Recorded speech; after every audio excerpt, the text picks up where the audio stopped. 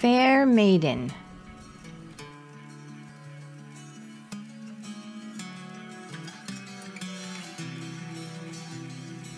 Pull out the fringe around the face for 6 tendrils and make 6 small sections as shown and braid them. Gather the top out of the way for now, but take the rest of the sides in the front and pull them back to make a ponytail in the back.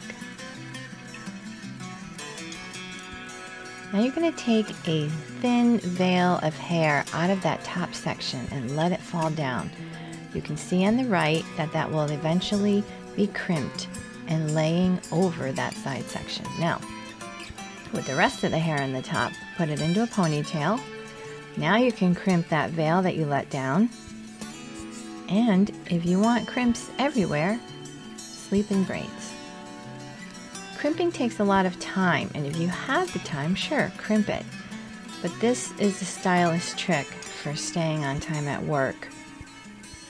Now draw back the tiny braids and add them to the ponytail using another elastic, and let those braids dip and curve around the head shape.